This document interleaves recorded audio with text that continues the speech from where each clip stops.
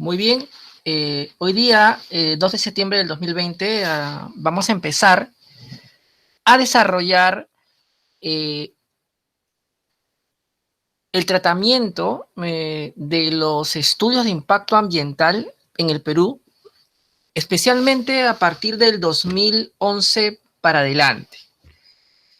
En ese contexto, quiero que me confirmen si me están escuchando y están viendo la imagen que estoy proyectando. Sí, profesor. Sí, profesor, se le escucha. Muy bien, vamos a seguir investigando, conociendo poco a poco los principales estudios de impacto ambiental que han marcado un momento en la historia del Perú. Uno de estos es el estudio de impacto ambiental de la represa Angostura y gestión ambiental a nivel definitivo, más conocido como el proyecto Majes-Iguas 2. Este proyecto es importante porque es el primero en el que la población empieza a exigir que ya no sea el sector competente el que evalúe el estudio de impacto ambiental, sino que sea una autoridad independiente, ¿sí? ¿Y de qué trataba este estudio de impacto ambiental? ¿De qué estamos hablando? Para eso, es aconsejable leer el resumen ejecutivo en el punto 3, que dice lo siguiente: el proyecto en evaluación represa de Angostura constituye parte de la infraestructura prevista en la segunda etapa del proyecto especial Majes-Iguas. El proyecto fue concebido para ejecutar en 2 etapas y su formulación y concepción general estuvo basada en fomentar el desarrollo regional a través de la regulación y derivación de recursos hídricos provenientes de las cuencas altas de los ríos Colca y Apurímac para su aprovechamiento y uso múltiple en irrigaciones de tierras en las pampas de Majes-Iguas, así como la generación de energía eléctrica. O sea, vamos a entender que vamos a derivar el curso de ríos de la región del Cusco para poder favorecer la agricultura de la región de Arequipa y a la vez también en ese proceso de reencauzamiento de los ríos generar una represa que pueda dar electricidad. Este es el objeto del proyecto. Y continúa, ¿no? La etapa 1 del proyecto se inició en el año 1973. Comprendió la construcción del embalse de Condorama con capacidad de 285 metros cúbicos. Aquí hay que decir algo importante: en 1973 no existían estudios de impacto ambiental. Por lo tanto, la construcción de este embalse se hizo pues sin probablemente las medidas de mitigación adecuadas. Y eso es lo que está en cuestión en este estudio. Y vamos a ver cómo lo están abordando. En todo estudio de impacto ambiental ya hemos reconocido que tiene que haber un resumen ejecutivo, y el resumen ejecutivo tiene partes, ¿no? El primero es una introducción. Suele usarse también el análisis de un marco legal institucional muy corto, miren, 2 páginas nomás.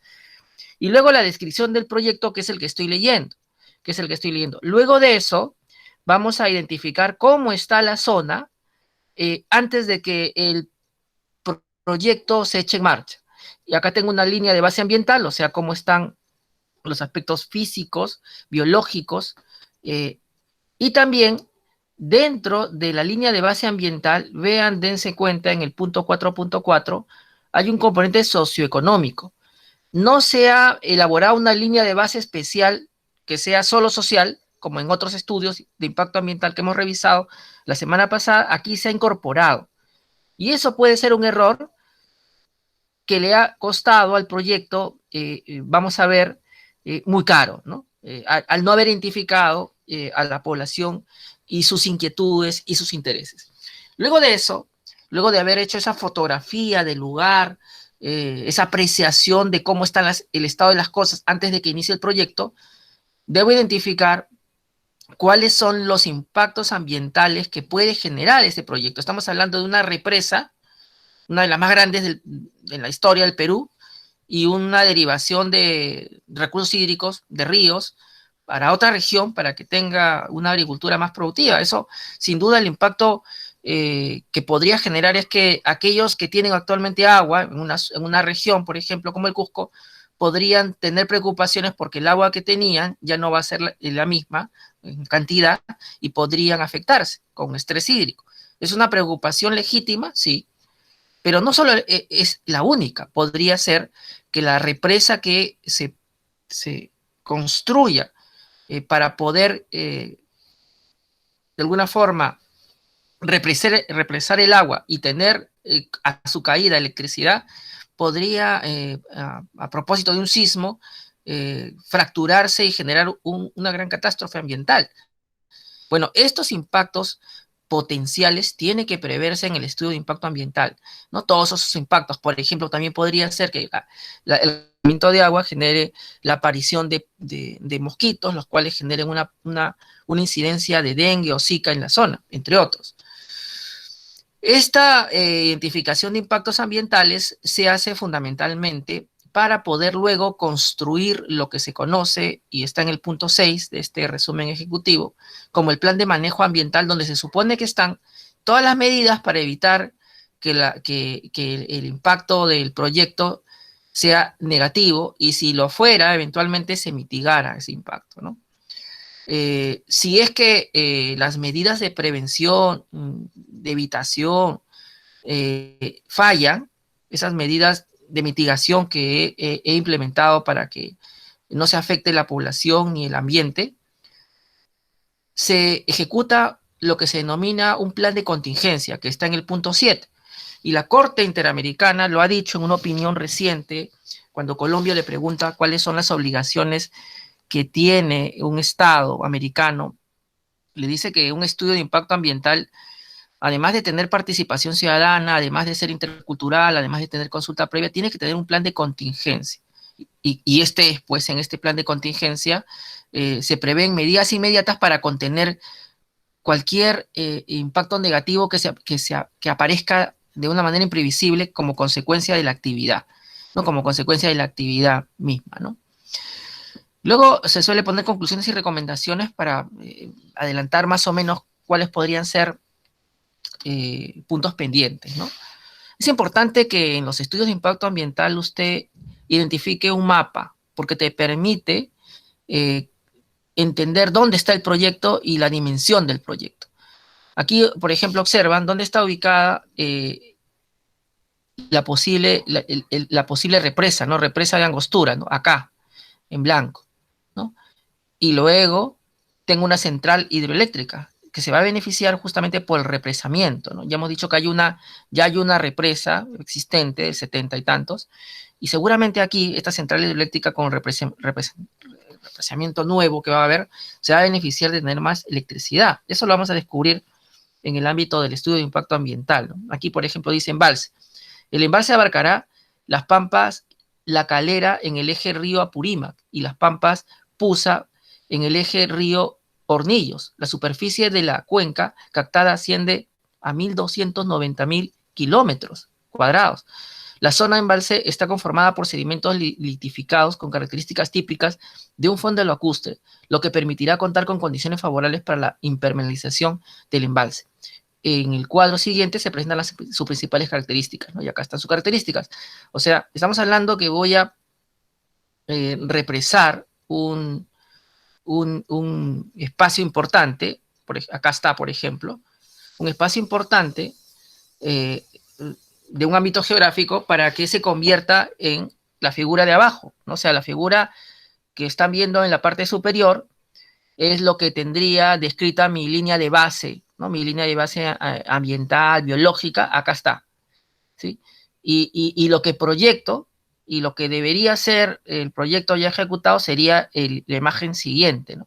Entonces, la primera preocupación que tendría la población y en general cualquiera que vea el proyecto es ¿qué impacto va a generar en los ecosistemas el hecho que yo traiga y que yo represe toda esta agua en esta zona donde no había agua? Definitivamente van a cambiar los ecosistemas. Especies de diversidad biológica que estaban acá ya no van a existir. Y probablemente otras especies puedan tener condiciones para poder desarrollarse, ¿no? Entonces, estas son preguntas que se hacen en los estudios de impacto ambiental de parte de los técnicos, de parte de la población afectada, ¿no? Sigamos avanzando con lo que dice el resumen ejecutivo del estudio de impacto ambiental. Una de las cosas que dice muy claramente es en el punto 5, la identificación y evaluación de los impactos ambientales potenciales. ¿Sí? Acá se señala en el tercer párrafo, por otro lado, la ejecución de proyectos de construcción y operaciones de presas y embalses, por lo general, están asociadas a una modificación o alteración de ecosistemas que dependen ya sea de manera directa o como indirecta de los recursos hídricos a captar, dado que a los sistemas ambientales asociados, ríos y cursos de agua, son de naturaleza dinámica. Es bastante probable que los efectos de la modificación sean percibidos en áreas alejadas a la zona de construcción de la represa, pero aguas abajo del río embalsado. Asimismo, es importante señalar que la identificación de impactos asociados a embalses se debe tener una especial consideración en los diferentes sectores socioeconómicos que comparten el uso del recurso hídrico. Claro, lo que se están diciendo es, si yo hago un represamiento por acá, o por acá, o por acá, donde fuera que lo haga, voy a generar un impacto río abajo y voy a generar un impacto en los ecosistemas que están allí presentes. Y esos impactos tienen que ser abordados en el estudio de impacto ambiental. Justamente estos impactos son los que potenciales impactos, porque esto todo está en potencia en el año 2011, estamos en el 2011, olvídense del 2020, no estamos en pandemia, estamos en el 2011, y se proyecta hacer la represa más grande de la historia del Perú, ¿no? Y algunos están asustados, algunos están preocupados. ¿Quiénes serán esos preocupados? Los agricultores que ven que posiblemente se pueda desabastecer la zona donde ellos están. ¿Dónde están ellos? En Cusco. Entonces los de Cusco dicen, yo siempre tuve agua y ahora si se la llevan a Arequipa, eso me puede generar una preocupación porque de repente no voy a tener el recurso hídrico que usualmente tenía, históricamente tenía. Y por eso decimos acá que se inicia la primera crisis del sistema de evaluación de impacto ambiental del Perú, del recientemente creado, en el 2009 se termina de construir, le contamos, ¿no? Se empieza a entrar en colapso porque el juez Prudencio Aimituma Quispe, titular del juzgado mixto de la provincia de Espinar Cusco, ordena paralizar el proyecto de irrigación Majesiguas 2, que ya sabemos que no solamente era irrigación, sino también tenía una represa, ¿no? Pero la mayoría lo identifica como irrigación, por considerar que estaría afectando la vida de los pobladores de la provincia cusqueña al contener agua del río Apurímac en la represa del pueblo Angostura. Además señala que no se han aprobado los estudios de impacto ambiental ni balance hídrico. La resolución se basa en los bases que habría encontrado el juez tras la explicación de los funcionarios del gobierno regional de Arequipa, el Ministerio de Agricultura y la Autoridad Nacional del Agua, con quienes se reunió el 5 de enero de 2011 sobre cómo se garantizará el abastecimiento de agua para los pobladores de Espinar. Según el estudio de balance que realizó Agricultura, la ejecución del proyecto provocaría un déficit de 12 millones de metros cúbicos por año. O sea, quiere decir que ellos, la población de Cusco, se da cuenta que va a haber estrés hídrico, va a haber una falta de agua, y no le han dicho cómo se va a resolver. Probablemente uno de los grandes problemas de este estudio de impacto ambiental sea, como lo estamos viendo en el resumen ejecutivo, por eso es importante ver el resumen ejecutivo, porque es la estructura, el resumen de cómo es el estudio de impacto ambiental más grande. ¿Qué es lo que no tiene el estudio de impacto ambiental ni el resumen ejecutivo, lo que se supone que tiene el estudio de impacto ambiental? Nos basamos en este documento oficial. Lo que no tiene es una línea de base social. Ese es el principal problema. Como no tuvo una línea de base social fuerte, sino solamente una pequeñita dentro de la línea de base ambiental, pues no se dio cuenta que habían preocupaciones sociales, económicas. Tampoco tiene una participación ciudadana importante. Miren, no aparece en el estudio de impacto ambiental un ítem de participación ciudadana.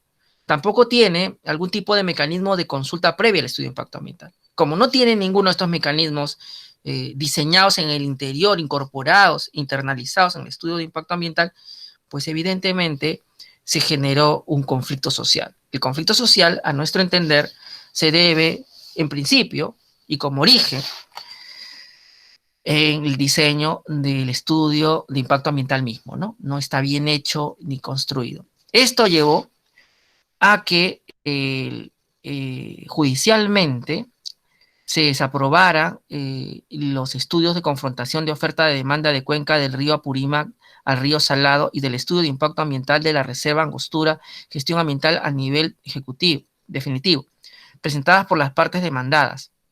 En resumen ejecutivo, que estamos viendo, ¿sí? Y se suspenda, pues, las resoluciones que pueden permitirte que sigas con la obra, ¿no?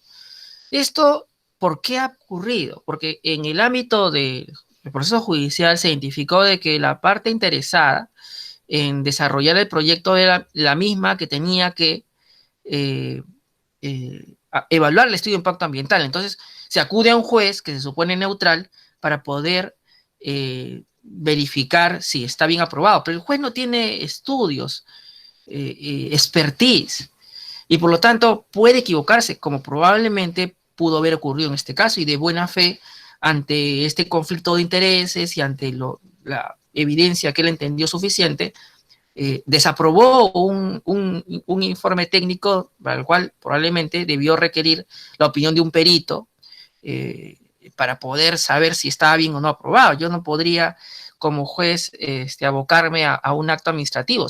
Sin embargo, aquí ocurrió.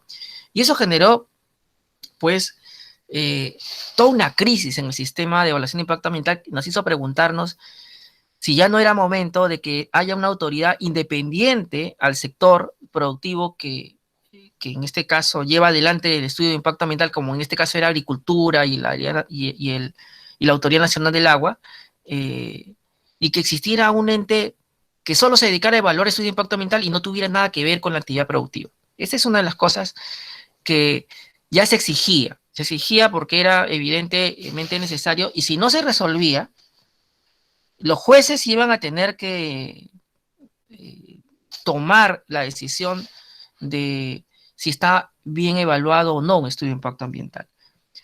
Hay que decir que en el plan de contingencia de este resumen ejecutivo aparecen temas preocupantes por los cuales me parecen legítimas las preocupaciones de la población. Por ejemplo, la represa Angostura, dice en su recomendación 8.2, está proyectada en una zona volcánica donde los movimientos telúricos son frecuentes, por lo tanto debe ser construida con criterios de alto riesgo sísmico. Se recomienda actualizar el estudio de sismicidad regional que determina zonas sísmicas, parámetros sísmicos, aceleraciones máximas, coeficientes sísmicos y atenuaciones si las zonas sísmicas son externas, así como el cálculo del riesgo sísmico para los diferentes periodos de vida útil de las obras. En consideración a las condiciones y características geológicas, geoestructurales y sísmicas del área de emplazamiento de la represa, se recomienda instalar estaciones sismográficas, etcétera, etcétera. Entonces, puede ser que aún construida esta represa pueda romperse producto de que está en una zona volcánica y sísmica. Sí, sin embargo, la población no se dio cuenta de esto, ¿eh? Solo se dio cuenta del tema de me va a faltar agua. Pero si tú leías el estudio de impacto ambiental, habían otros riesgos que también tenían que asegurarse que no ocurran. Por eso es que en su plan de contingencia, miren lo que aparece: medidas de contingencia para accidentes de uso de explosivos, medidas de contingencia para ocurrencia de sismos, medidas de ocurrencia de deslizamientos, medidas de contingencia ante la posibilidad de falla y colapso de las estructuras de represa. ¿Pero por qué puede pasar eso si eso es muy raro en las represas que tenemos en el Perú? Porque estamos en una zona sísmica.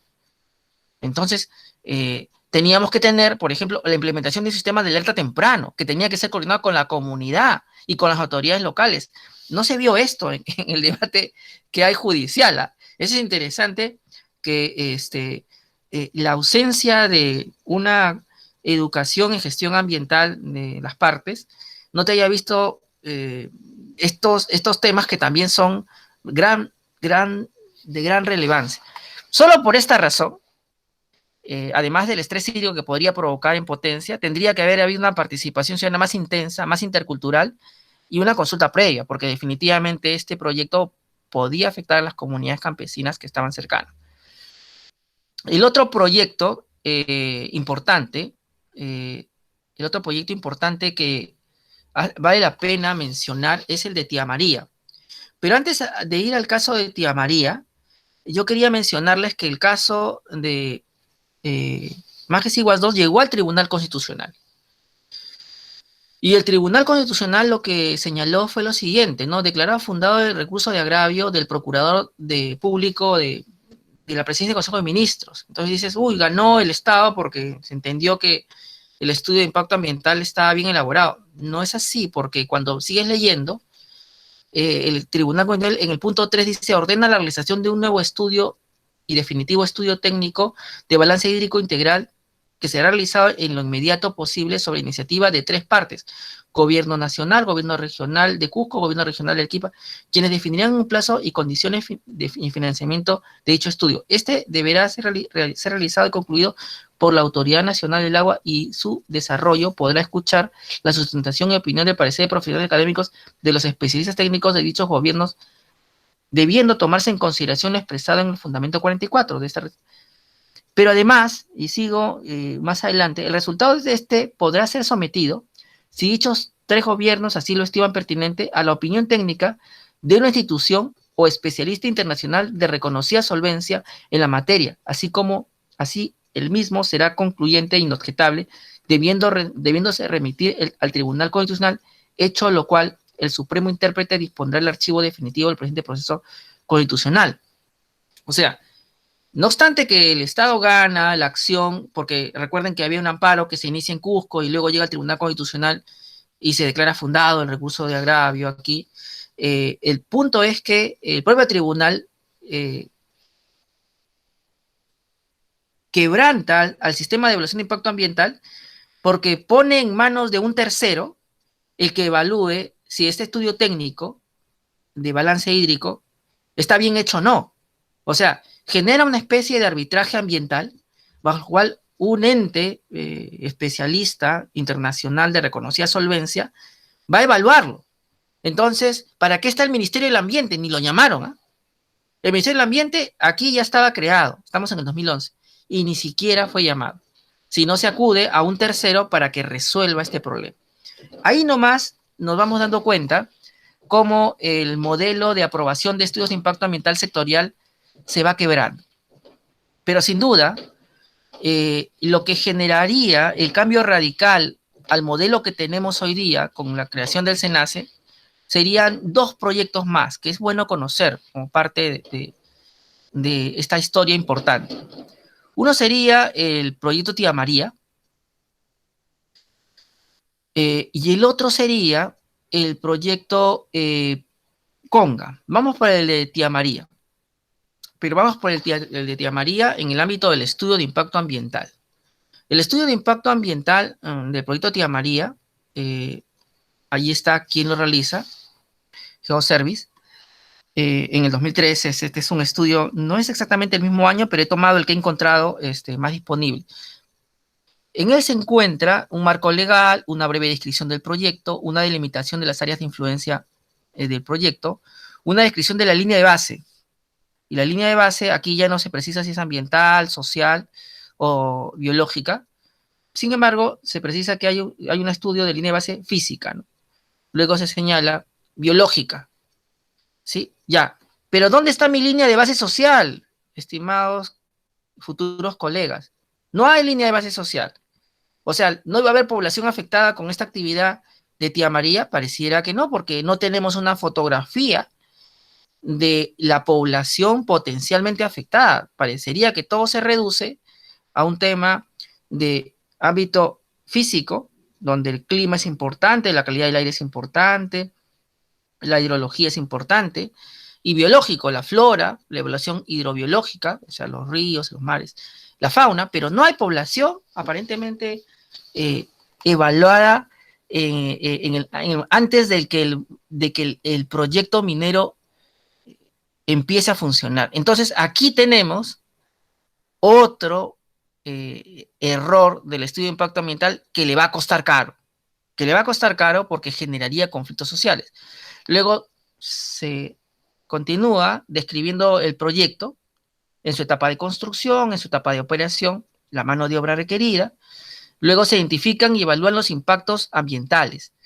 Ahí hay una etapa de actividad del proyecto y en las diferentes etapas: construcción, operación y cierre, ¿no? El plan de manejo ambiental, ustedes lo pueden ver ahí, análisis costo-beneficio, análisis de alternativas, y bueno, aquí aparece al final, miren, en el punto 10, donde no está en el lugar correcto, el resumen de la línea de base social. Parece que en este caso, acuérdense que este estudio de impacto ambiental que estamos revisando no es el estudio de impacto ambiental del 2011, sino el 2013. Se incorpora a la línea de base social producto del conflicto, ¿no? Es posterior este estudio de impacto ambiental. Y se incluye al final, ¿no? Y el plan de cierre. Pero ¿qué es lo que no existe aquí identificado?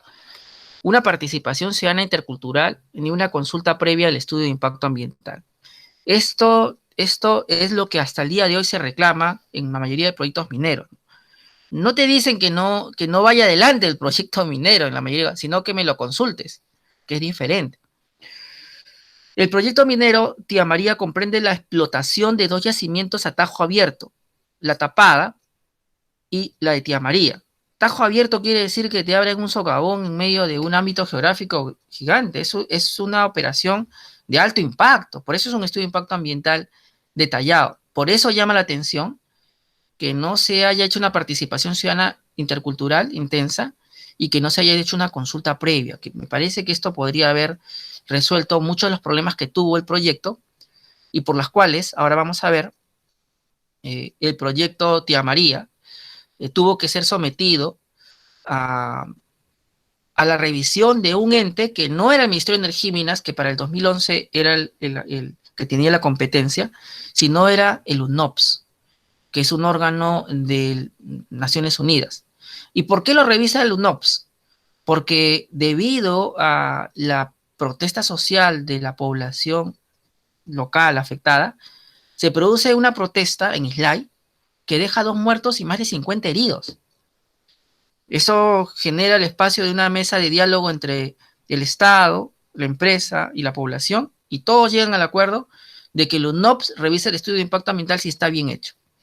El UNOPS descubre que el estudio de impacto ambiental no está bien hecho, estamos hablando de 2011, le hace más de 40 observaciones, muchas de las cuales son insubsanables, debido a lo cual, finalmente, el estudio de impacto ambiental es desaprobado, ¿no? Aquí tenemos la resolución directoral 105-2011, ¿no? Declarar inadmisible y en consecuencia rechazar el estudio de impacto ambiental presentado para el proyecto Tía María. Este es en el 2011. Por eso es que en el ámbito del estudio nuevo, porque ya el estudio de impacto ambiental de Tía María está aprobado en el 2013, ustedes ven este cambio y probablemente sea el mismo estudio pero corregido, o mucho del estudio corregido, de la línea de base, pero forzada al final, ¿no? Cuando la línea de base debería ir al principio, ¿no? Y algunos temas que no estaban al principio, sin embargo, el proyecto de Tía María sigue presentando conflictividad, probablemente, y esta es una hipótesis, por la ausencia de consulta previa. Conclusión del caso de Majes Iguas 2 y el caso de Tía María. Tuvo que ingresar un tercero, sea un juez, el Tribunal Constitucional o en este caso un ente internacional como el UNOPS, adscrito a la ONU, para poder resolver si el estudio de impacto ambiental estaba adecuadamente elaborado y que dé garantías de que no hay un conflicto de intereses. Eso en el 2011 ya evidenciaba que teníamos que hacer un cambio estructural del estudio de impacto ambiental y la forma de evaluarse este estudio de impacto ambiental.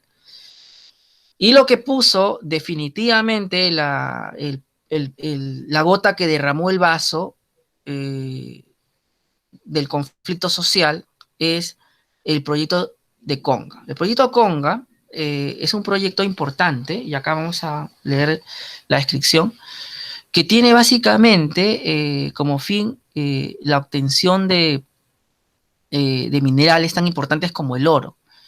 El problema fue que este estudio de impacto ambiental en su diseño no tuvo una participación ciudadana adecuada ni una consulta. Otra vez lo mismo, ¿no? Y vamos a revisar el estudio en su informe final, que es el informe que realiza la consultora para poder aprobar definitivamente el estudio de impacto ambiental. Todo esto está en internet y las direcciones están abajo, pueden descargarlas, ¿no? Tienes una introducción, un antecedente y marco teórico, marco legal, perdón, una descripción del área del proyecto, la línea de base social, acá sí lo hicieron social, socioambiental. Hay un desarrollo de varios componentes, biológico, el tema del componente de interés humano, y lo asocian con el tema del paisaje, porque hay una belleza paisajística que se podría perder. Hay una mucho más detallada descripción de los impactos ambientales, acá aparece en el 5.0. Hay un plan de manejo ambiental, de los impactos, tanto de calidad de aire, ruidos, suelos, agua superficial. Hay un programa de monitoreo ambiental, cosa que en los otros resúmenes no hemos visto, ¿no? Hay un plan de respuesta a emergencias y contingencias ambientales, hay un plan de manejo de residuos sólidos, hay un plan de gestión social, y otros componentes que no habíamos visto presentes en el ámbito de los otros estudios de impacto ambiental. Incluso hay un plan de participación ciudadana, que lo ven en el punto 9, ¿no? Cosa que nosotros no hemos visto, ¿no? Un plan de cierre, entre otras cosas. ¿Cuál es el problema? Que formalmente el estudio de impacto ambiental sí había cumplido con los ítems que se exigen para aprobar un estudio de impacto ambiental. Lo que no había ocurrido era si realmente se había socializado el estudio de impacto ambiental y si realmente la población en buena cuenta había sido parte de la construcción misma del estudio, ¿no? Y el gran debate aquí era cómo convertir unas lagunas en botaderos de residuos tóxicos. Parte de la discusión era que la empresa decía, la consultora decía, que en realidad estas lagunas no iban a servir para poder obtener agua de consumo humano. Y por lo tanto, podías utilizarlas para poder vertir parte de tus residuos sólidos, tratados, tóxicos, tratados en esta zona. Y la empresa minera iba a compensar esta pérdida de este recurso hídrico que no se podía beber porque también tenía ya alguna contaminación geológica de la zona, con reservorios, ¿no? Y la población, los campesinos lo que decían es, no es lo mismo un reservorio que una laguna. De allí nace una película, un documental que yo aconsejo verlo para que entiendan parte del problema, que es La hija de la laguna. O sea, la relación entre el poblador indígena, poblador campesino y el paisaje y la tierra y la Pachamama no es la misma que la nuestra, no es utilitarista nada más, ¿no? Hay un contexto más intenso, que en los estudios de impacto ambiental que estamos viendo no está, que es el estudio del impacto a la identidad étnica y cultural de estas poblaciones que tienen una relación con la naturaleza, con los recursos naturales, si quieres llamarlo así, de índole espiritual y cultural que no se está mirando. Ya su compañero, Richard, recuerdo, la semana pasada mencionaba esto en el caso de las Bambas, ¿no? Y bueno, todo esto trajo titulares en periódicos, ¿no? Tales como este, será el botadero de Conga, ¿no? Estas lagunas, ¿no? Y trajo conflicto social tan grande que fue objeto de pronunciamiento en los debates de los candidatos presidenciales, ¿no? Entre ellos recuerdo el caso de Ollantumala, ¿no? Que le hizo su bandera, ¿no? Y uno de los grandes mensajes de este movimiento de campesinos era agua sí, oro no, ¿no? Y el agua vida y el oro enfermedad. Y recuerden pues que Conga está también, la minera Conga está ubicada en el ámbito de donde se produjo el derrame de mercurio en Choropampa, y que la empresa Conga pertenece al grupo de Yanacocha, que forma parte del mismo propietario. Entonces, había una línea de base social que no estaba bien hecha porque no había identificado estas preocupaciones, porque no había hecho una participación intercultural y porque me parece importante decirlo, no había hecho la consulta previa de este estudio de impacto ambiental. Creo que otra cosa hubiera sido una consulta previa de la resolución definitiva que iba a aprobar el estudio de impacto ambiental. Hay algunos otros errores que los veremos ya en el transcurso del curso que se refieren más a participación ciudadana. Otra vez, el conflicto no podía resolverlo el Ministerio de Energía y Minas. La empresa minera no quería dar su brazo a torcer, la población no quería dar su brazo a torcer, y el gobierno decide solicitar a un grupo de expertos un dictamen pericial internacional del componente hídrico del estudio de impacto ambiental del proyecto minero Conga. Les advierto que este estudio de impacto ambiental ya estaba aprobado, o sea que estábamos discutiendo de un estudio de impacto ambiental aprobado. No habían habido recursos impugnatorios. La empresa estaba sentada esperando, y ¿qué vas a hacer si ya mi estudio está aprobado? Pues, ¿no? Y el gobierno encargó este dictamen pericial que ya era de alguna forma una necesidad, visto que no se confiaba en la autoridad estatal de energía y minas, ¿no? Debo decir que antes de este estudio, el Ministerio del Ambiente había expedido un informe en el año 2011, donde prácticamente decía lo mismo que este estudio, solamente que no se le creía al MINAM, porque también se desconfiaba del Estado, también por la falta de institucionalidad ambiental que teníamos ya de años atrás. Y lo que dice este estudio es que efectivamente hay que corregir el tema de las medidas de mitigación de impactos en el ámbito de recursos hídricos, ¿no?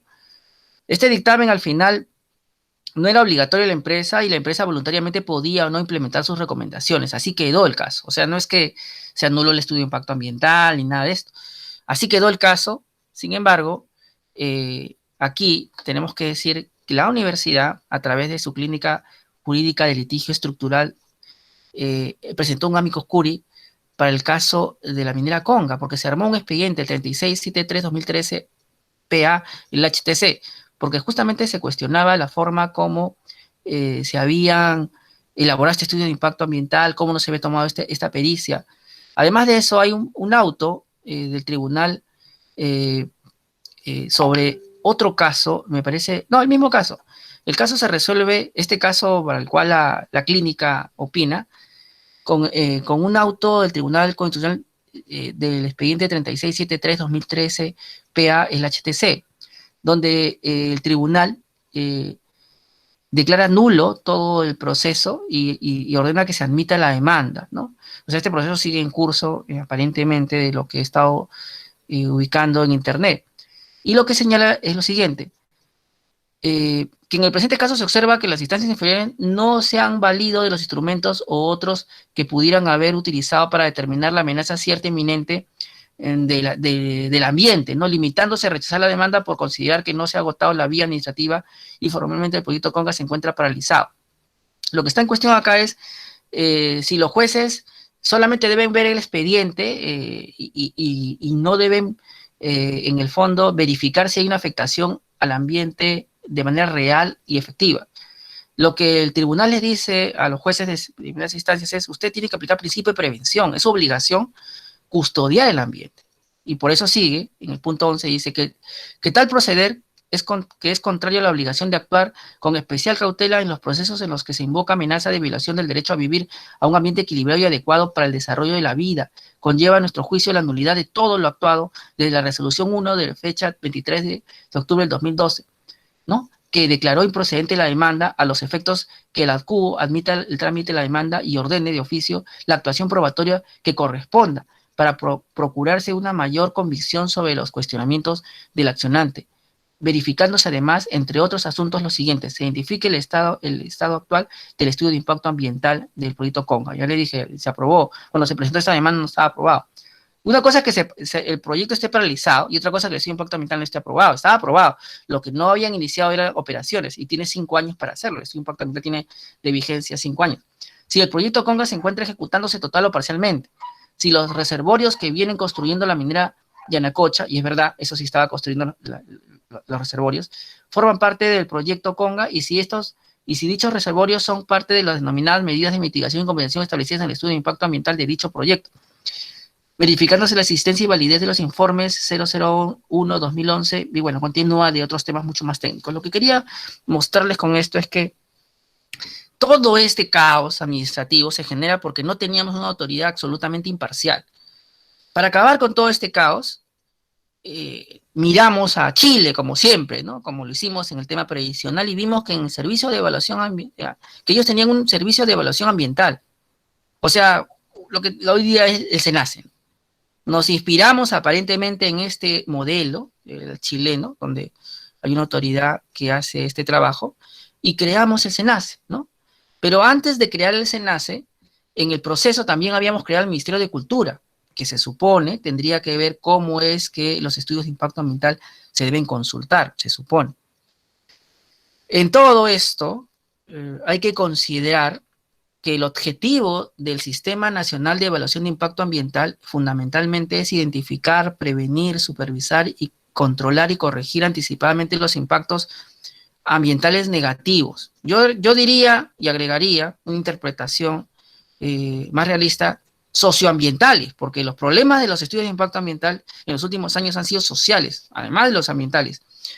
Entonces, tengo que tener un sistema de evaluación de impacto ambiental que me permita adelantarme a los impactos y controlarlos, administrar esos impactos socioambientales, ¿no? Derivados de acciones humanas expresadas por medio de proyectos de inversión privados o públicos, así como otros instrumentos de gestión ambiental. Este es el objetivo de un sistema nacional de evaluación de impacto ambiental. Esto no se estaba logrando en el 2011. Estábamos fracasando en ese propósito.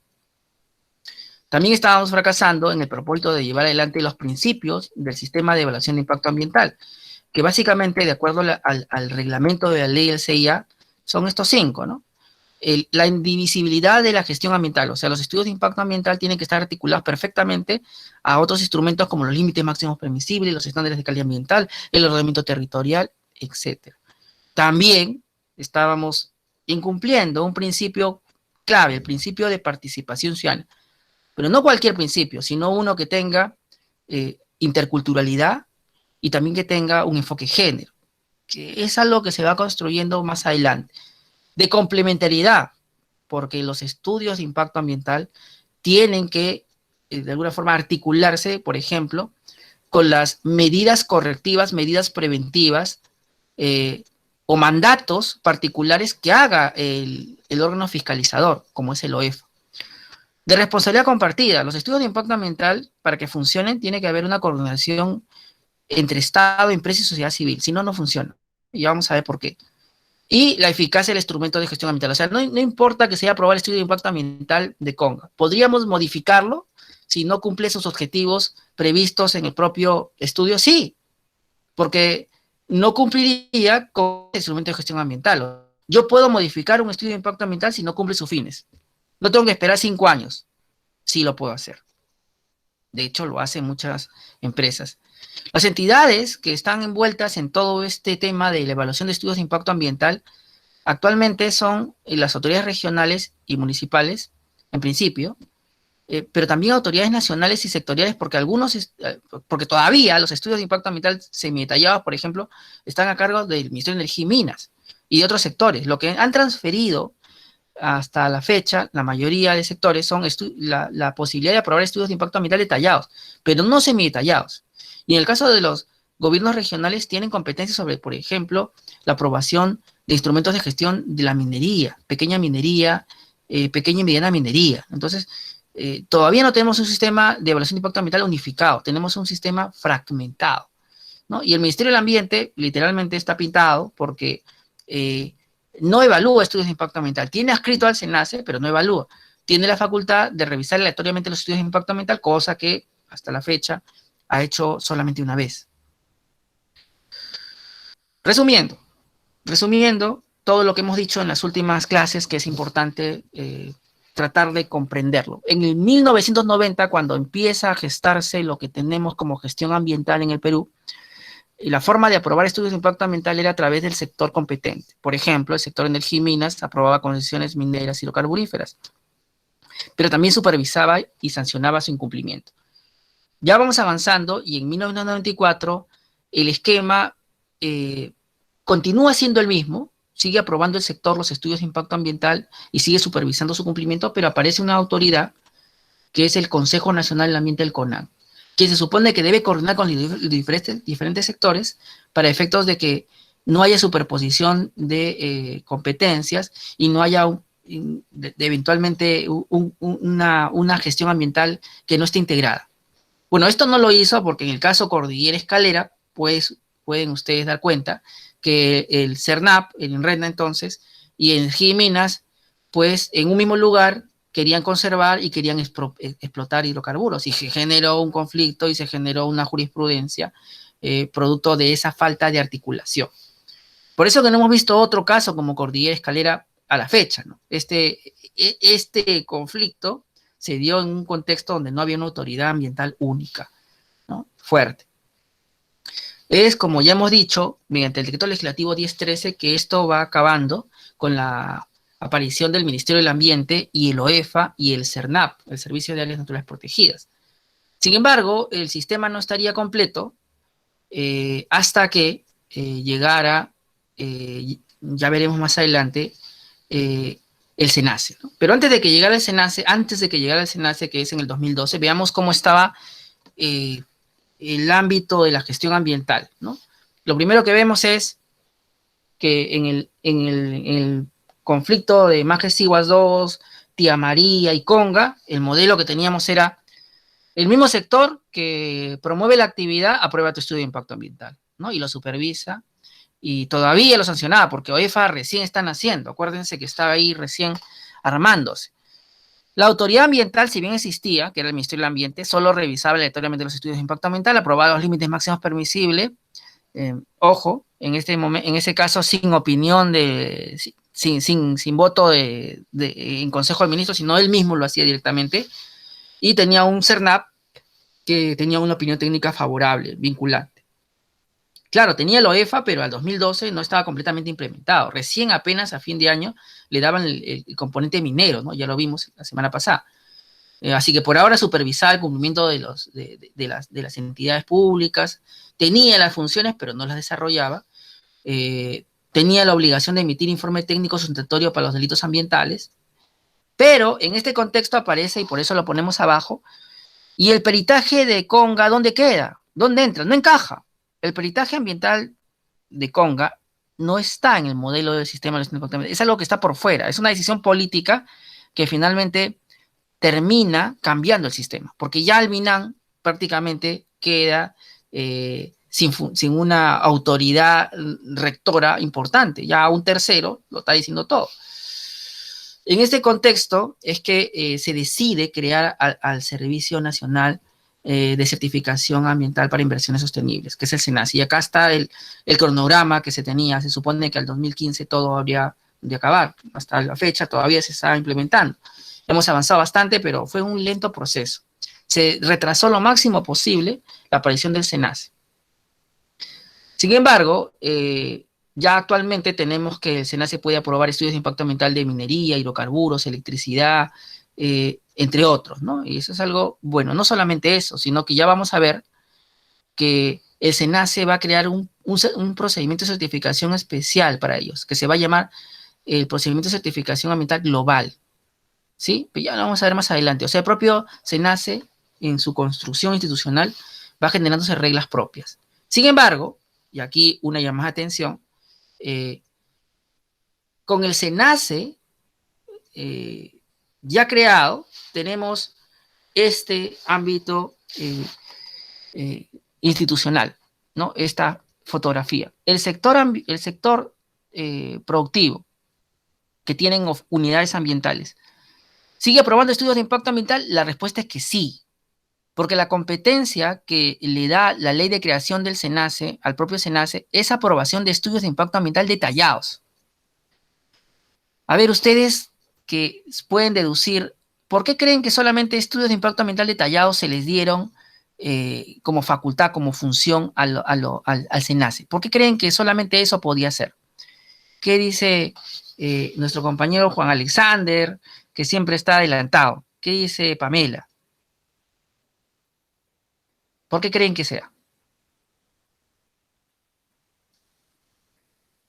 Luis Torres, ¿por qué crees que la ley de creación del SENACE estableció solamente que podía aprobar estudios de impacto ambiental detallados?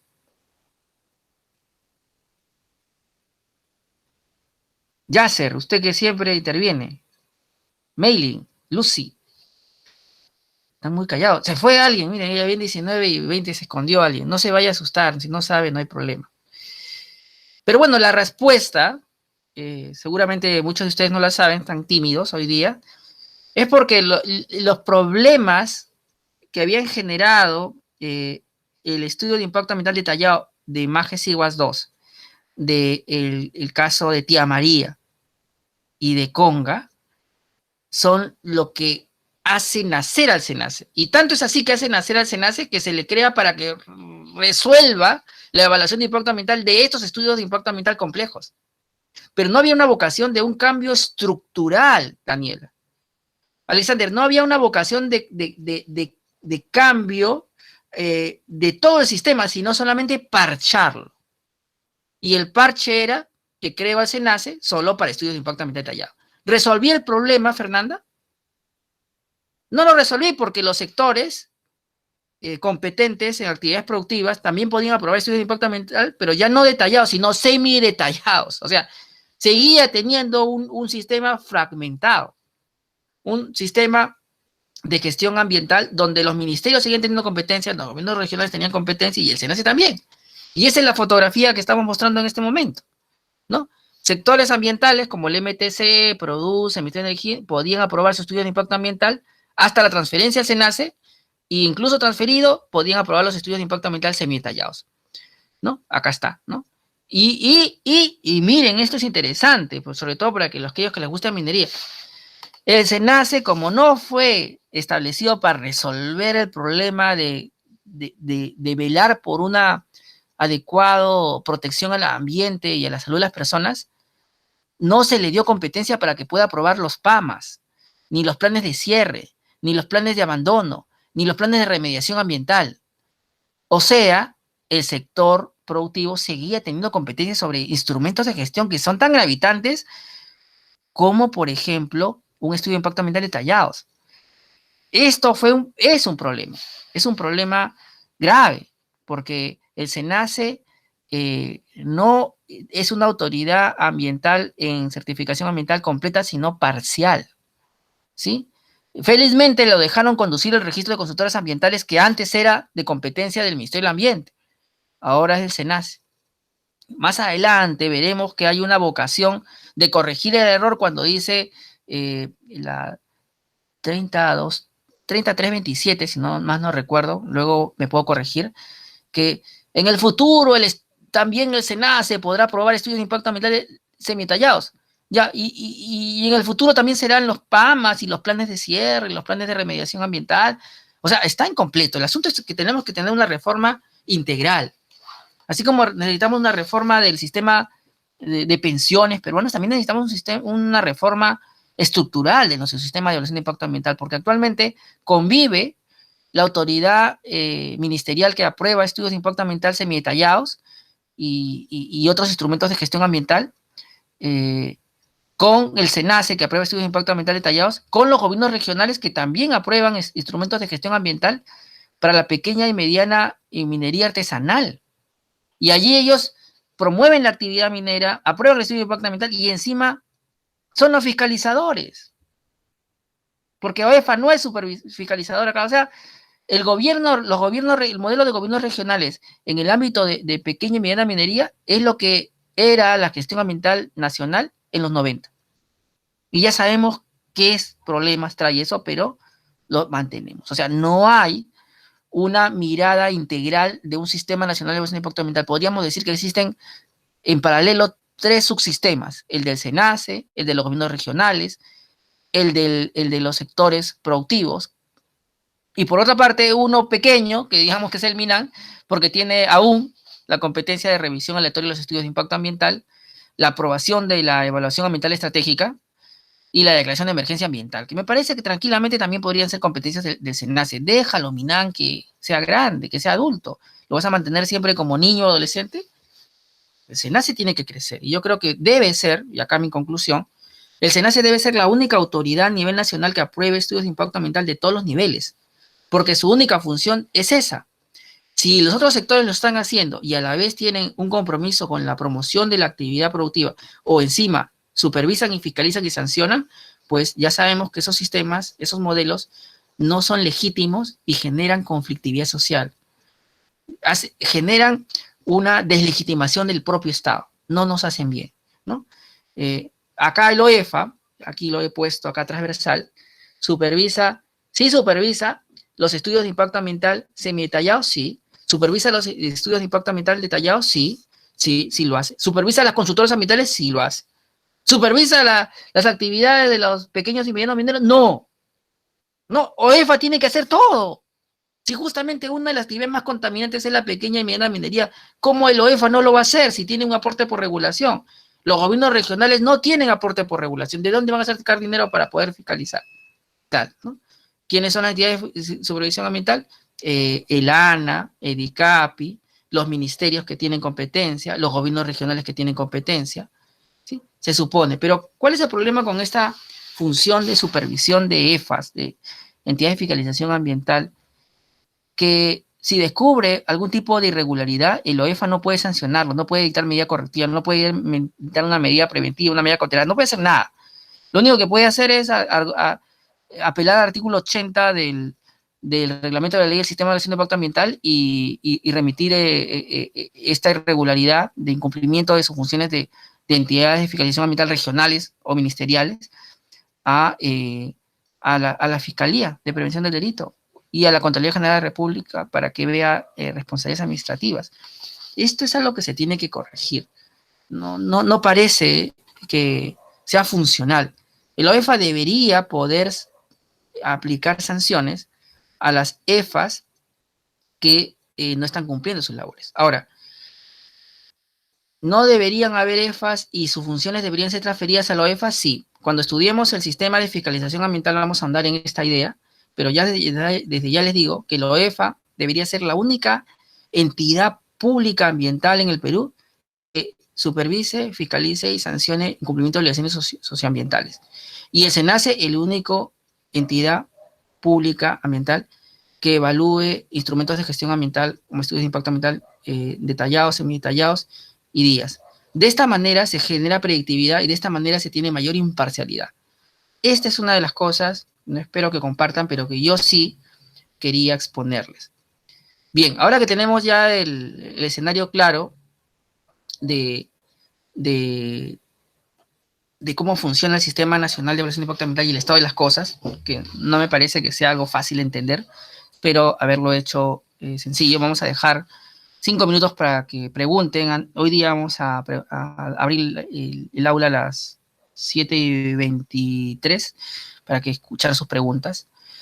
Una de las cosas que no les he mencionado es que, aparte del problema de quién evalúa y si tiene la imparcialidad de hacerlo sin conflicto de intereses, el problema está en quién hace los estudios de impacto ambiental, quién hizo ese estudio de impacto ambiental de Conga, quién hizo ese estudio de impacto ambiental de Majes Iguas 2, quién hizo ese estudio de impacto ambiental de Tía María. Bueno, lo hizo una consultora. Ya, ok, una consultora. Pero esa consultora, ¿quién le paga? El titular del proyecto. Si te paga el titular del proyecto, ¿vas a ser imparcial? Puede que sí, seas un gran profesional, pero puede ser que la población no te vea imparcial. Y también puede ser que tú tengas algún grado de subordinación en la medida que parte de tu pago podría estar subordinado a la aprobación del estudio de impacto ambiental. Entonces, una de las cosas que hoy día todavía se evalúa, y la Corte Interamericana, que ustedes ya han revisado en su opinión consultiva sobre la obligación de los estados con relación al derecho a un ambiente adecuado, ha señalado que tienen que haber entidades independientes que evalúen los estudios de impacto ambiental, pero también que hagan los estudios de impacto ambiental. Una experiencia interesante es la conformación del comité de seguimiento que acompaña la elaboración del estudio técnico independiente en el lote 1AB. O sea, es un lote de hidrocarburos donde se le encarga a una entidad independiente hacer el estudio de impacto ambiental, y no lo va a hacer una consultora, y no lo va a hacer Energimina, sino lo va a hacer una entidad imparcial. ¿Quién es esa entidad imparcial? Pues eventualmente va a ser alguien contratado por el Programa de Naciones Unidas para el Desarrollo, PNUD. O sea, incluso el que lo contrata no es el Ministerio de Energía, sino es una entidad internacional para poder determinar el estado de los pasivos ambientales de esta zona y cómo resolverlos, ¿no? Entonces es interesante, una experiencia interesante, ¿no? Que podríamos repetir, pero esto se logró por acuerdo con las poblaciones indígenas. No es algo que hayamos logrado por una norma que exija que esto ocurra así. Los conflictos sociales al final derivan en mesas de diálogo, y esas mesas de diálogo en actas de acuerdos que a veces se cumplen, en este caso se ha cumplido, y felizmente dan una experiencia valiosa. Otros casos, como el oleoducto norperuano, han generado acuerdos que no se han cumplido, como el caso de Saramurillo, y por eso tenemos al día de hoy protestas en Loreto, ¿no? Momento importante en el procedimiento de certificación ambiental es este.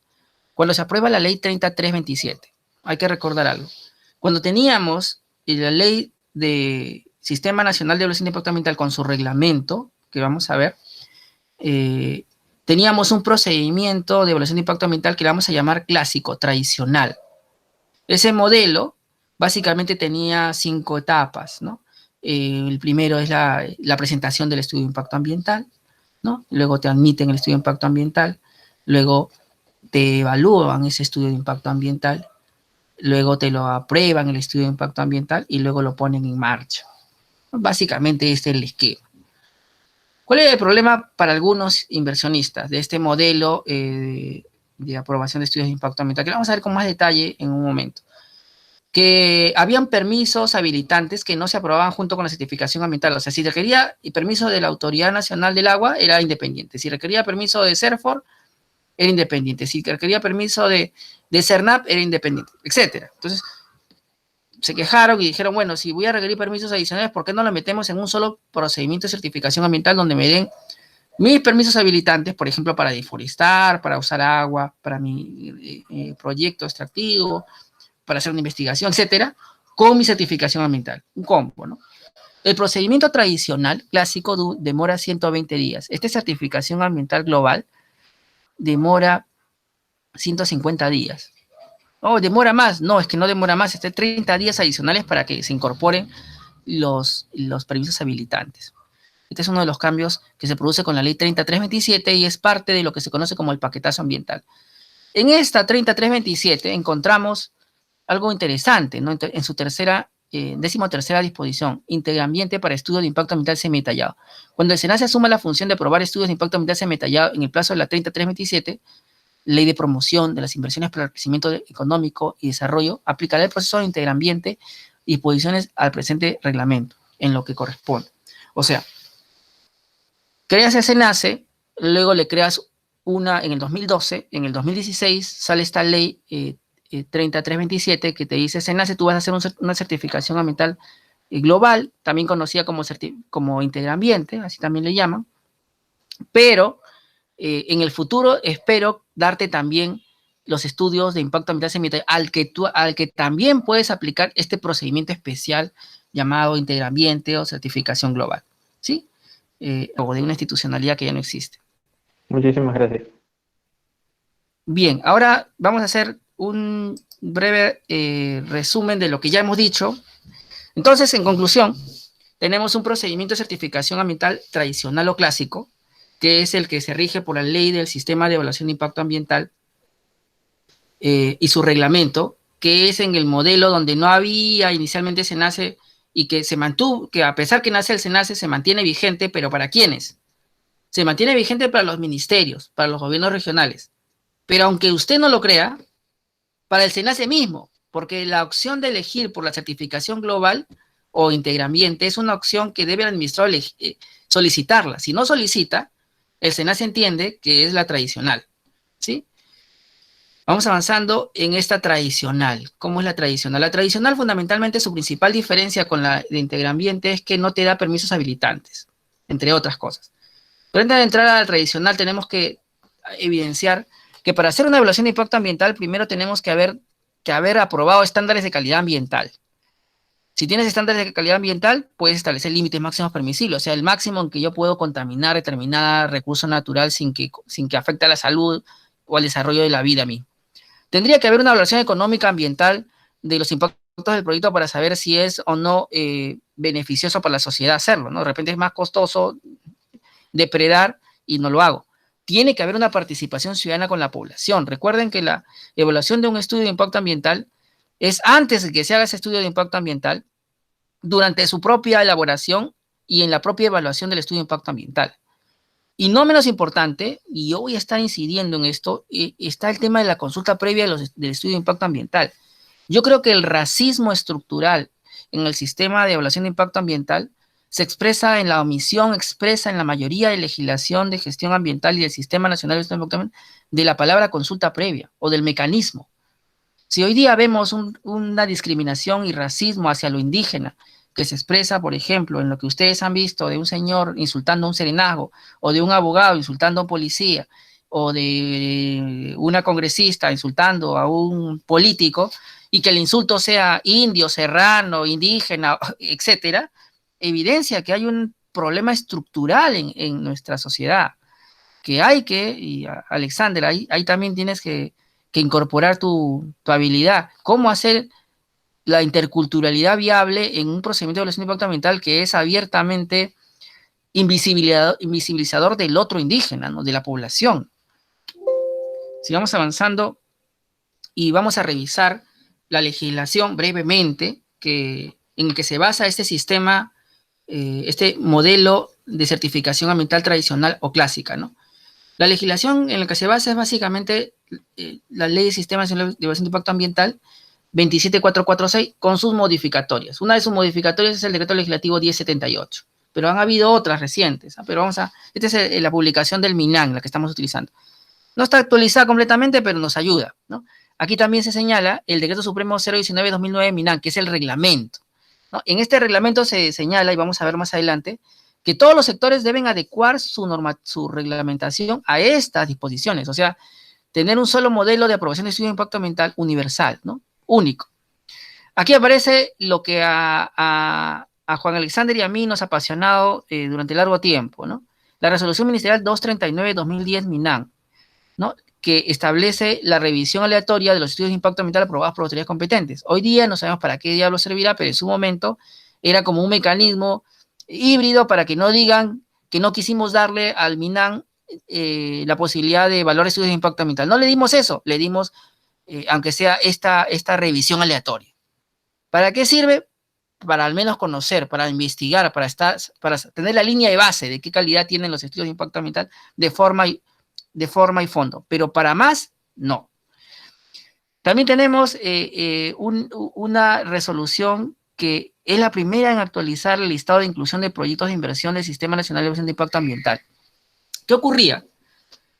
En el sistema de evaluación de impacto ambiental clásico, tú tenías que presentar una solicitud de aprobación de estudio de impacto ambiental y el sector te categorizaba, ese era el segundo nivel, te categorizaba si eras una declaración de impacto ambiental, si eres un estudio de impacto ambiental semidetallado o detallado. O sea, el nivel de impacto ambiental que generabas te daba una determinada categoría. Luego de categorizarse, te daba tus términos de referencia, ibas a elaborar tu estudio de impacto ambiental, volvías con tu estudio de impacto ambiental y pasabas a la tercera fase, que es la evaluación de estudio de impacto ambiental. Si te aprobaban el estudio de impacto ambiental, pasabas a esa última cuarta, y la última, la quinta, era el control y fiscalización.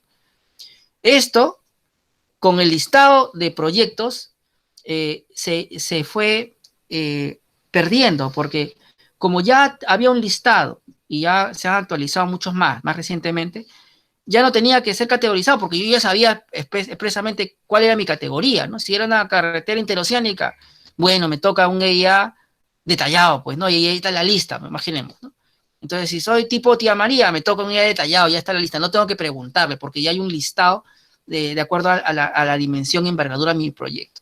Entonces, esto fue dando lugar, y más adelante lo vamos a ver, a un modelo de evaluación de impacto ambiental donde ya nomás hayan 3 niveles, ¿no? Ya categorización se retira y de frente casi se pasa a la admisibilidad del estudio y a la evaluación del estudio de impacto ambiental. ¿Cómo es la estructura del reglamento de la ley del CIA, del Decreto Supremo 019-2009, que ya cumplió 10 años, ¿no? Vemos ahí que tiene unas disposiciones generales, ¿no? Que son estas que te explican cómo es el procedimiento. El procedimiento de evaluación de impacto ambiental se divide en disposiciones generales el procedimiento de clasificación de los proyectos de inversión aprobados con sus términos de referencia, lo que comentábamos. ¿Cómo elaboras el estudio de impacto ambiental? ¿Cuál es el procedimiento que se sigue la evaluación de impacto ambiental? Luego, en el título 3, el proceso de evaluación ambiental estratégica de políticas y planes y programas. En el título 4, el acceso a información y participación ciudadana. En el título 5, del registro de entidades autorizadas para elaborar estudios de impacto ambiental, o sea, las consultoras. En el título 6, el seguimiento y control de las obligaciones. Y disposiciones complementarias y finales. Ya vamos a ver esto con más detalle. Este es solamente el esquema, ¿no? En el propio reglamento se establecen anexos, dentro de los cuales ahí está el primer listado de inclusión de proyectos de inversión. Antes de esto, algunos no sabían si mi sector requería estudios de impacto ambiental. Uno de esos era el de comercio exterior y turismo, que no exigía estudios de impacto ambiental. El de defensa. Aquí le dijo el MINAN, mira, agricultura, comercio exterior, energía y minas, producción, transporte, salud, vivienda, construcción y saneamiento, gobierno regional, gobierno local, el listado de los que ya deben empezar a pedir sus instrumentos de gestión ambiental, ¿no? Sus estudios de impacto ambiental, ¿no? Pero como ustedes están empezando, les voy a dar unos términos de referencia básicos para que tengan sus estudios de impacto ambiental semidetallados, ¿no? También les voy a dar términos de referencia básicos para sus estudios de impacto ambiental detallados. También les voy a establecer criterios de protección ambiental, o sea, cómo es que debo saber cómo proteger la salud, la belleza paisajística, la cultura de las poblaciones indígenas, entre otras cosas. El contenido mínimo de la evaluación preliminar ambiental, ¿no? También. Y un flujograma de certificación ambiental. Este es el primer reglamento que vale la pena revisarlo. Sin embargo, este reglamento decía claramente que todas las autoridades competentes, o sea, todas las que están acá arriba, turismo, agricultura, defensa, energía, minas, producción, transporte, comunicaciones, salud, vivienda, construcción, saneamiento, etcétera, tienen que aprobar reglamentos de protección ambiental mirando este reglamento, ¿no? Las autoridades ambientales competentes en un plazo no mayor de 180 días calendarios contados a partir del día siguiente de publicación de este decreto supremo bajo responsabilidad deben elaborar o actualizar sus normas relativas a la evaluación del impacto ambiental en coordinación con el Ministerio del Ambiente, adecuándolo a lo dispuesto en este reglamento. El problema fue que en esos 180 días nadie actualizó nada. Todos estaban rigiéndose o por sus reglamentos de protección ambiental anteriores al 2009, caso Energía y Minas, o a su buena discreción, aplicando discrecionalmente este reglamento que debía ajustarse a cada uno.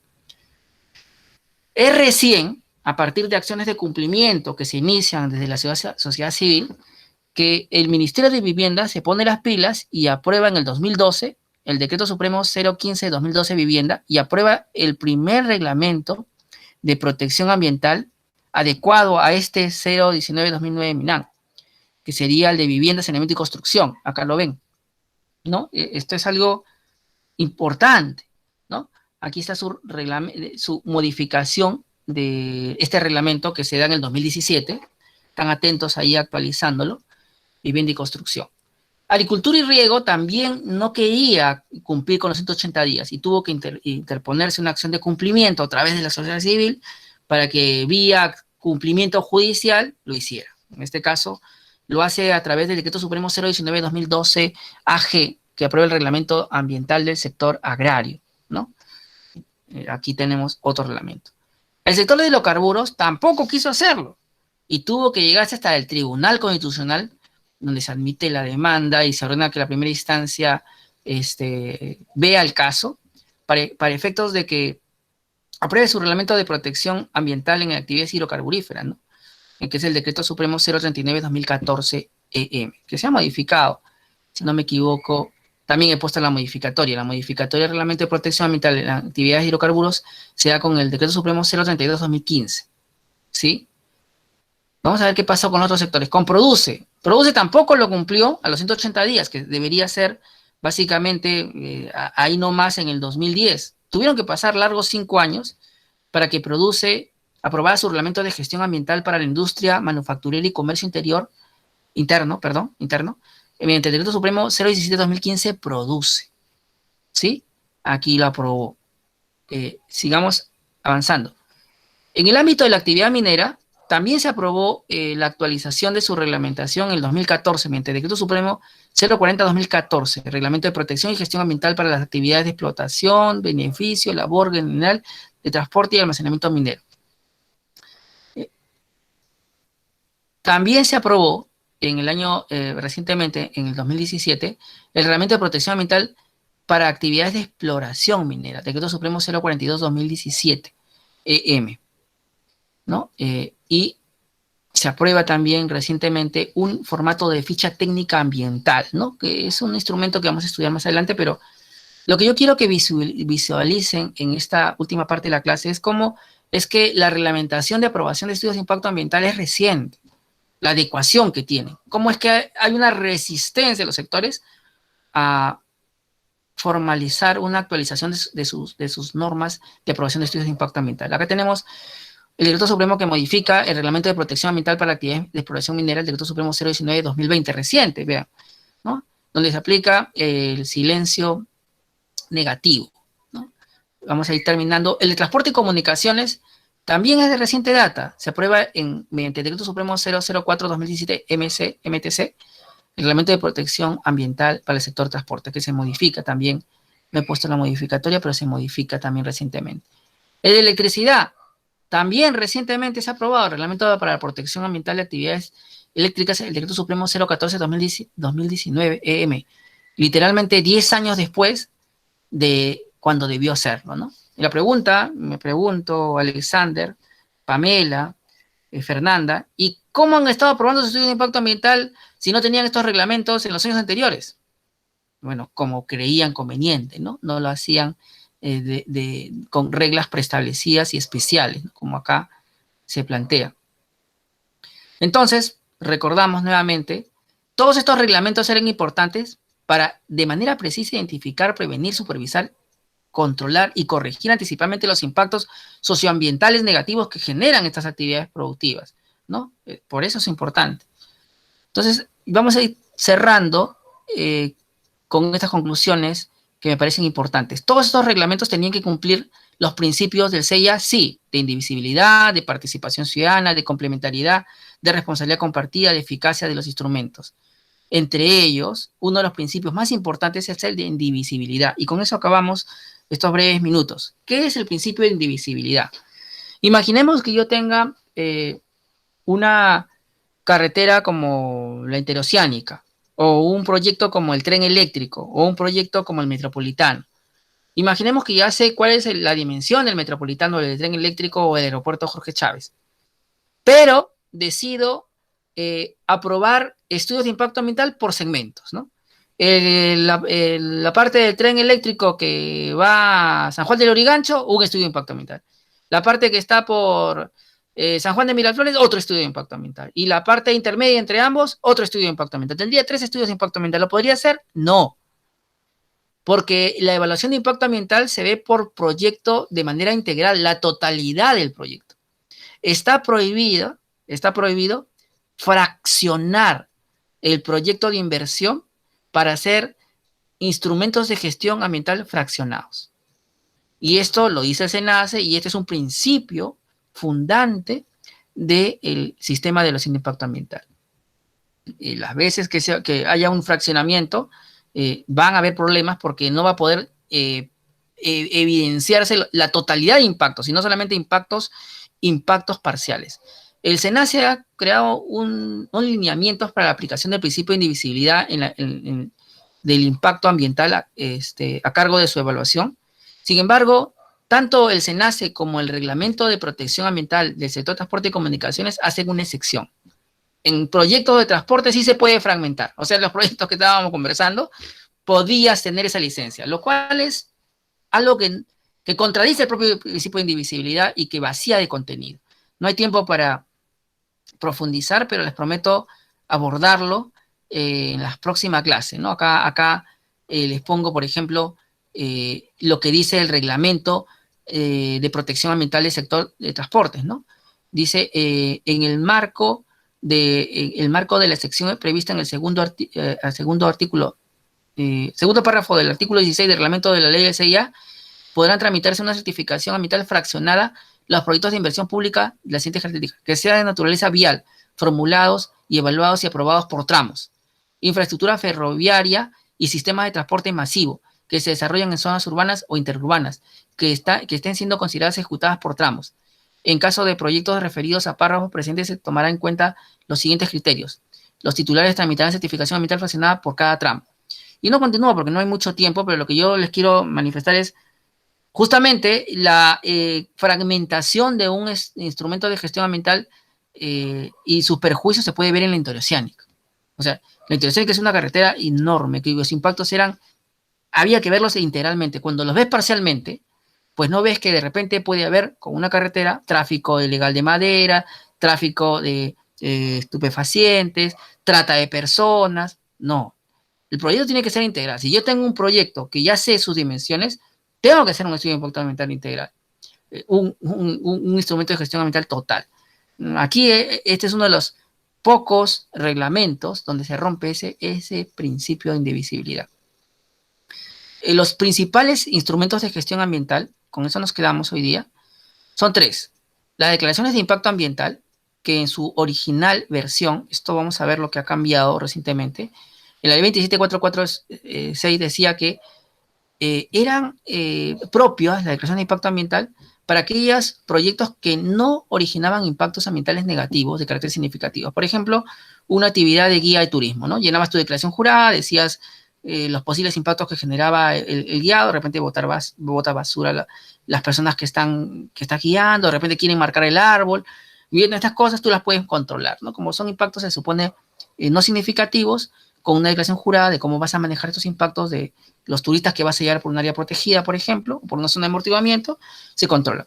Pero ya cuando hablamos de estudios de impacto ambiental semi-detallado, hablamos de impactos que sí van a generar impactos más significativos, que sí van a generar impactos a la salud, al ambiente, y que de acuerdo a la escala de identificación de estos del estudio propiamente dicho, en versión de términos de referencia, exigen una mayor rigurosidad, ¿no? La diferencia entre un estudio de impacto ambiental semi-detallado y un estudio de impacto ambiental detallado, básicamente es por el nivel de impacto, tales como, por ejemplo, en un estudio de impacto ambiental detallado puede ocurrir una reubicación de una población. En un estudio de impacto ambiental semi-detallado, no. En un estudio de impacto ambiental detallado, puedes represar agua y puedes cambiar el curso de ríos. En un estudio de impacto ambiental semi-detallado, no. Son impactos estos significativos de gran envergadura, de proyectos de gran escala, como el de Hidrovía Amazónica, como Tía María, como Maquesiguas 2, como el de Conga, que estábamos viendo, los que sí requieren un estudio de impacto ambiental detallado. Un estudio de impacto ambiental semi-detallado podría ser una actividad de mediana minería, sí, podría ser, ¿no? Podría ser. Los instrumentos de gestión para la pequeña minería son especiales, pero podríamos calificarlos como como el del rango de estudio de impacto ambiental semi-detallado. Yo creo que sí. Yo creo que sí. Esa es un poco la mirada. Sino que se le crean especiales porque hay que formalizarlos y hay todo un tema de adecuación que no viene al caso mencionarlos, pero que por analogía podríamos comparar.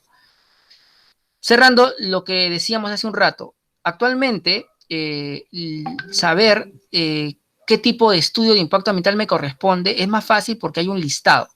Hay un listado del MINAM que se llama clasificación anticipada en el marco del CIA para actividades, todas las actividades. Tenemos acá de actividades de hidrocarburos, un listado, está en la página web del MINAM, pueden ustedes chequearlo.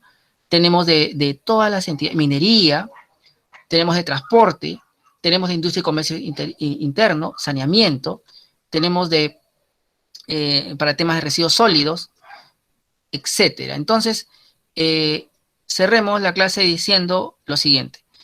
No puede iniciarse ningún proyecto de inversión que pueda generar un impacto al ambiente o la salud si previamente no tiene un estudio de impacto ambiental aprobado. No puede. Esta es la conclusión de la clase de hoy día. ¿Alguna pregunta? Ya terminamos la clase de hoy, que puedan o quieran hacer, es el momento.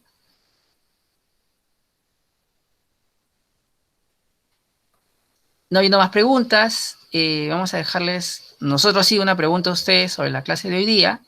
No se olviden de hacer su aula virtual, equivale al 25% de la evaluación total del curso. Y buenas noches, nos vemos hasta la próxima ocasión. Hola, profesor. Buenas noches, profesor. Buenas noches, profesor. Hasta luego.